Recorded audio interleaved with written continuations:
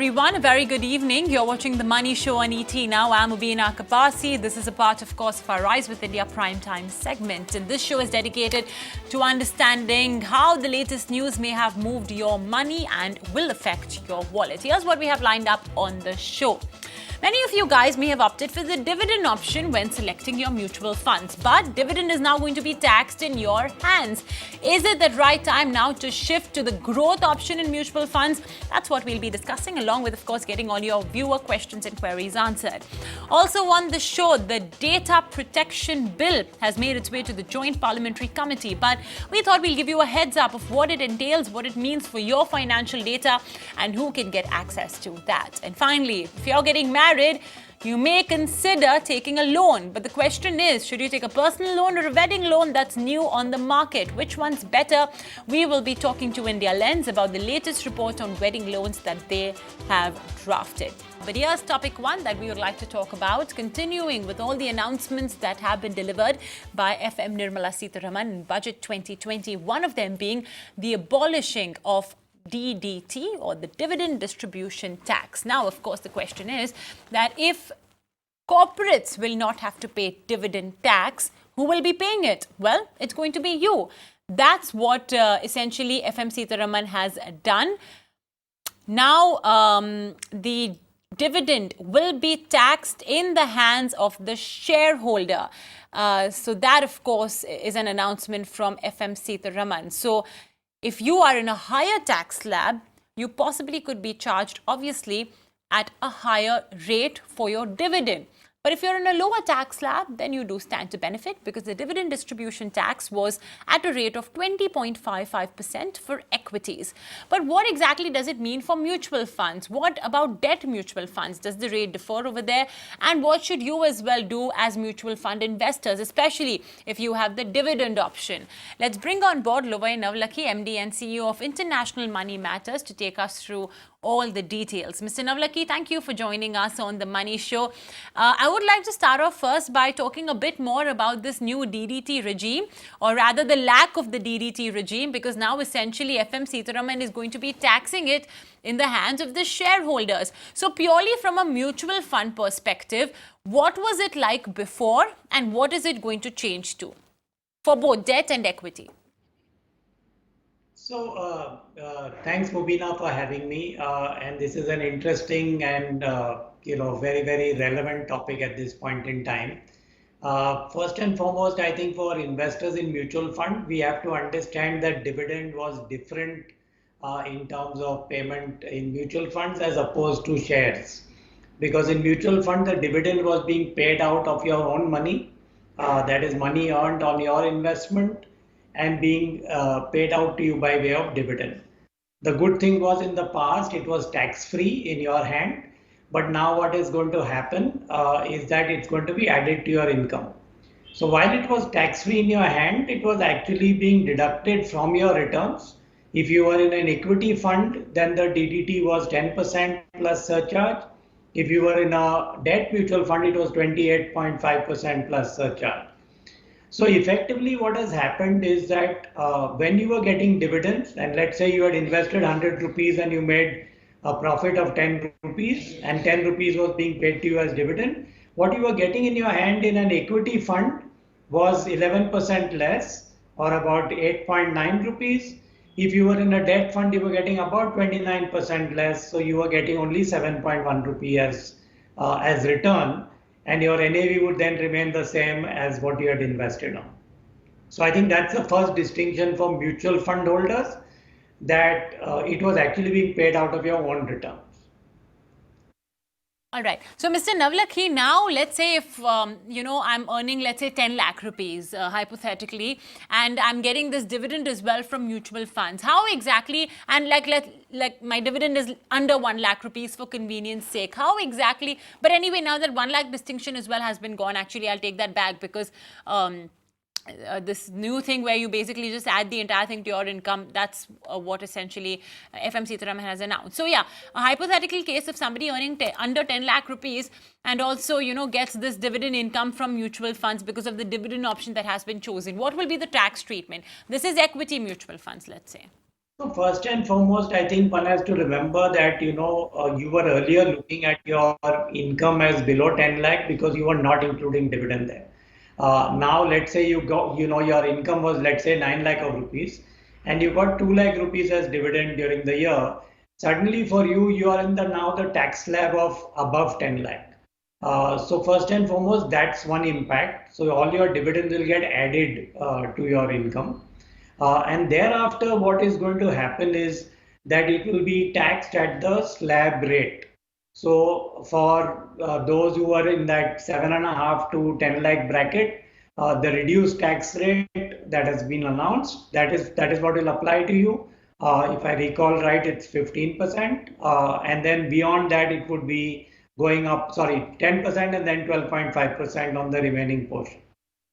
So effectively what happens is that those of you who are in equity funds and who are otherwise in a tax slab of below 10%, you may be okay continuing to get the dividend as income, provided including the dividend you remain at below 10 in equity funds.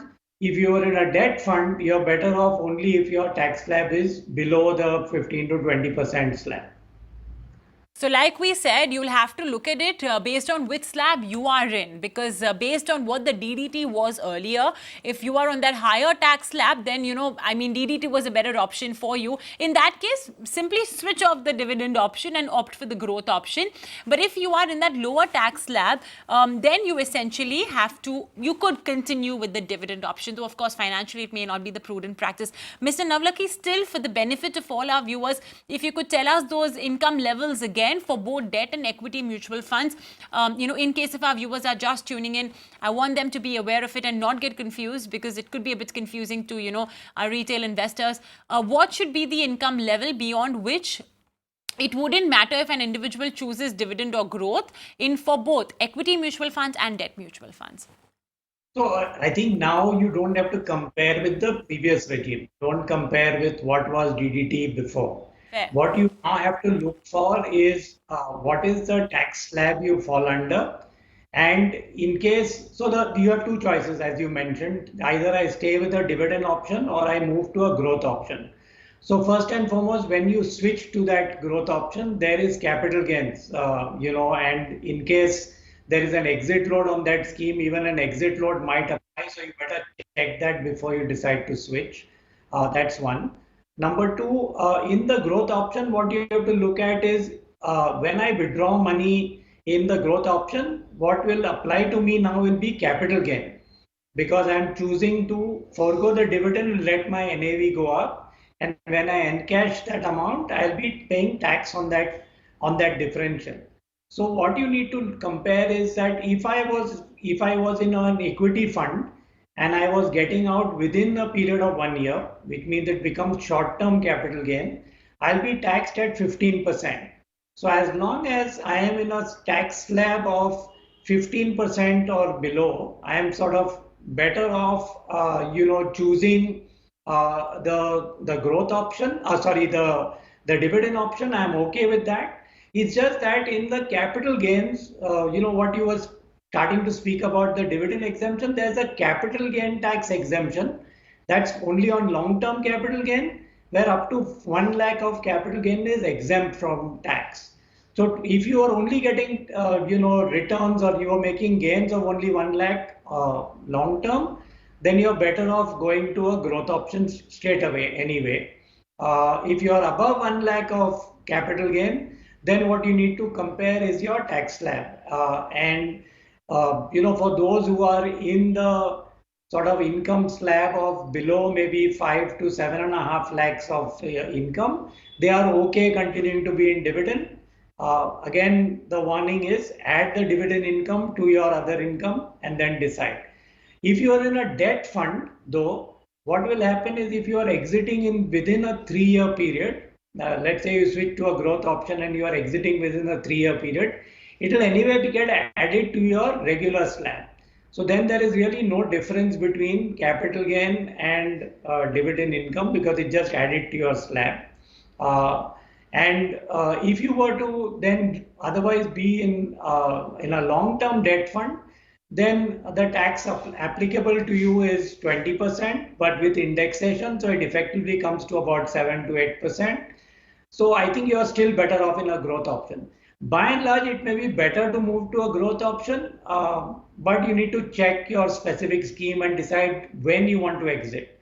You might not need to exit on 1st April. Let's say your long-term period is crossed over in August of 2020, maybe you move then. Okay, I think that's a very comprehensive rationale given, and I hope this logic would, all our viewers can apply this logic and this rationale when they are making a decision. It's not a one-size-fits-all. It depends on a lot of things, and I think Mr. Navlakhi has very nicely explained out all of those, individual factors to be considered.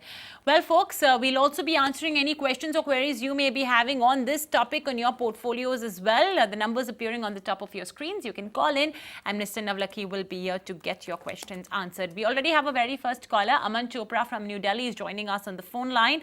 Aman, hi, good morning, good evening rather. What's your query? Aman, do we have you with us? Yes, Mobina. I am Aman. Hi, Aman. Good evening. What's your question? Fine, Mobina. First of all, I am a big fan of your show and you. And the way you present the show is very good. Thank you so much, Aman. I'm glad you enjoy it. What's your question today? My question is, my age is 40 years old, and me and my wife wants to start my SIPs and lump sum investments in mutual funds. So Okay. here are the goals. Goals of mine are it's the nature of goal is buying a car of 8.5 lakhs in a year, and Okay. second goal is for a vacation of 2 lakhs in after 2 years, and third goal is my child education of rupees 1 crore in 18 years. Okay. And one more goal is of my retirement after 15 years. Okay. All right. And my take home with me and my wife is 1.5 lakhs per month. Okay. So you don't have any mutual fund investments right now. Is that I right? have mutual funds investment. I have started 1 year ago. Okay. And some of the funds I have started, but after 1 year, this January, I stopped the investments due to some my personal reasons. Okay. The list of investments are Axis Blue Chip is 1,30,000. This is the corpus right now. Okay. And Mirai Large Cap is 1,10,000. And Kotak Multicap is 4 lakh rupees. DSP Okay. Equity Opportunities Fund 1,20,000. And Okay. fifth one is HDFC Small Cap. Total corpus right now is 1,10,000 rupees. My total corpus is approximately 8 lakh rupees. 8 lakh. Right. Right. And my FD right now is approximately 30 lakhs. Okay, so you already do have a good chunk of your savings, 8 lakhs in mutual funds, which has been paused right now. And you, of course, have fixed deposits as well of 30 lakh rupees. Yes, All right. and PPF of approximately 10 lakh rupees. Okay, okay. But that's, of course, locked in, I'm assuming, for at least the next maybe 10 odd years. Okay, so there you have it, Mr. Navlakhi. He's got very clear goals. The most immediate one, of course, is that he wants to buy a car for himself for 8.5 lakh rupees. And then he wants a vacation of, of at least 2 lakh rupees in 2 years. And then there are more longer term goals that'll come only after 15 odd years. There's his child's education, for which he will require 1 crore, and of course for retirement as well. 1 lakh rupees per month is roughly what he earns between him and his wife per month. He already has got some savings. So, Mr. Navlakhi, how would you advise him to go about it? And also, should he, he already has accumulated a corpus in those 5 funds that he mentioned. So, should he resume his SIPs perhaps in these funds? Should he make any alterations? And do you think this is enough for him to meet all of his goals? Yeah, so first and foremost, very comprehensive indeed. But these sort of things are not very easy to respond to, once you get the data at that point in time. But I'll try and answer those questions. So first and foremost, when he's looking at his goals, which are shorter term in nature, whether it's his car or his vacation, which is both of them are required in the next couple of years. I wouldn't recommend that he sort of takes risk with those investments. One of the things he can do, since he already has 30 lakh in fixed deposit, he can continue that and keep aside 8.5 lakhs for the car from there. So there is no worry, he'll definitely get his car and that's taken care of. What for his vacation, what he's looking at maybe 2 years down the line, it may be a good idea to look at some short-term debt fund. Although he's not going to cross the 3-year period, but he can put some money there for his vacation. Since he has already invested in equity funds more than a year ago, I'm guessing some of those also there could be an opportunity to exit those maybe 2 years down the line, which will remain long term, and he can use that money for the vacation. But the reason I'm suggesting he parks that 2 lakhs in a short term fund is that he gets an experience of a short term fund, and that money is available as a cushion in case the markets didn't go the way he wanted. For the child's education goal, I sort of did a very quick calculation that if he puts money in an equity fund as an SIP for the next 20 years, then he needs to put aside something like 12,000 rupees a month, earning 10.8% post-tax, which will end up giving him 1 crore of rupees. So he doesn't really need to touch the corpus. Out of that 1.5 lakh that he is earning net between him and his wife, he can park an SIP of 12,000 rupees and ensure that that happens, which will possibly leave him with more than adequate money kept aside to meet his retirement goal. I don't have a ready sort of calculation for that at this moment, but I think that could happen. In terms of the scheme selection, I think if I look at each of these schemes individually, they all seem fine, except possibly DSP equity opportunities maybe can sort of move to something better. But what I see missing in his investments are index funds. So maybe some index investment is good to have, whether it is a Nifty-based fund or a next 50-based fund. As well as a mid-cap index fund. Primarily index I'm looking at more because we expect the expense ratio to be lower and therefore the return to be better. The other thing I don't know whether he has done adequately is to cover his risk. So he obviously needs to ensure he has adequate life insurance, critical illness insurance, health insurance cover, so that each of these goals are protected, irrespective of whether both of them are in a position to continue earning that 1.5 lakh rupees per month or not. I think this, I would say, is broad sort of review. Also, in terms of his risk profile, what allocation should be there to fixed income. So instead of keeping a large chunk in fixed deposit, where his income and his return on that investment is going to get taxed, he can definitely consider some medium-term and long-term debt funds so that he ends up getting returns. So what I see as returns in some of the longer-term debt funds is approximately about 9% per annum over the last, say, 3 to 5 years type of return. And the tax on that, although it's long-term capital gains at 20%, because of indexation, the tax may will probably be under 10%. So he probably is getting 8% post-tax in a debt fund versus maybe 6.5 or 7% in a fixed deposit pre-tax, which is then getting taxed at his income slab, which I'm guessing is 30% at least. Okay, great. A very comprehensive review, and I hope a lot of our other viewers as well have taken lessons from that.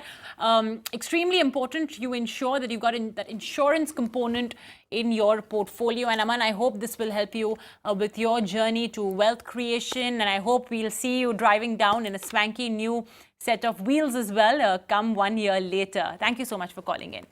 Okay, let's take on board our next query. It is from Mr. K. Kandaswamy.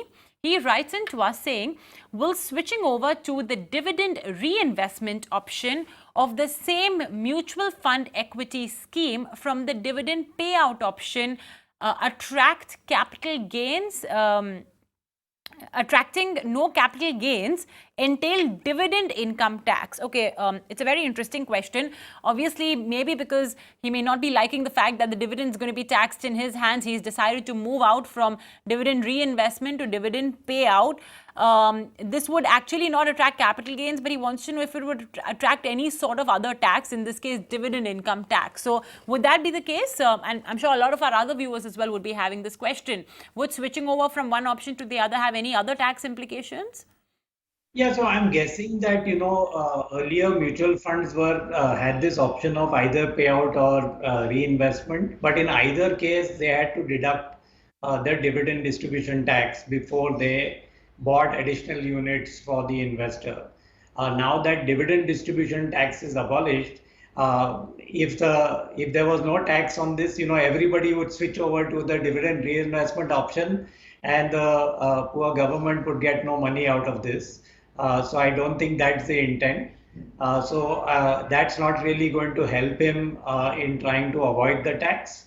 As I can see it, if he is someone who has built up passive investment options, which is paying out dividends so that he can take care of his maybe retirement needs or his regular cash flow needs. Unfortunately, there isn't very good news from the government. Okay, well, all right. For all our viewers who've especially tuned in for this show, since this was our topic, there you have it. That's, of course, the word coming in from Mr. Navlakhi for what could be the implication if you do now make this switch over. Okay, let's move on and take on board the next email query. We have Durga writing into us saying, I'm 25 years old and my goal is to create wealth. Could you please review my portfolio? So there's 25,000 rupees in the Kotak Standard Multi-Cap Fund, 12,500 in the Axis Long-Term Equity Fund, and 10,000 in the DSP Mid-Cap Fund. Okay, I'm assuming these are SIPs. And a nice big chunky SIP of almost about 47,500 rupees is what Durga is already making at just the age of 25. So Durga, kudos to you. Of course, the question, of course, is that is this portfolio okay? There are just 3 funds. So Mr. Navlakhi, should Durga add more funds to the portfolio, or do you think this is enough? So the risk I see in this in these investments, while the schemes per se are good, is that almost 50% is in one scheme, which is Kotak Standard Multi-Cap. While it has done extremely well in that category of multi-cap funds, I would sort of want to pare down that exposure in terms of percentage allocation. And as I keep telling all viewers, I think it is a good time to look at index funds. And have some money in index, because at some point in time the outperformance that you see from the large cap actively managed funds will start coming down and then slowly spread over to even multi-cap funds. So having some index may be good. The other thing I notice is that there is one scheme which is the ELSS scheme, where 12,500 is going every month and therefore 1.5 lakhs. So I'm assuming that she is not in a company which is deducting PF, or she doesn't have any other insurance premium, which is another worry. And she's trying to take that entire benefit of 1.5 lakh through the ELSS scheme. So if she has any of these other investments, whether Provident Fund, or I definitely think she should look at insurance, then she may want to reduce that quantum in that fund. While it has again done well, you don't want to get into a fund unnecessarily with a 3-year lock-in. So that's another thing that she might want to consider.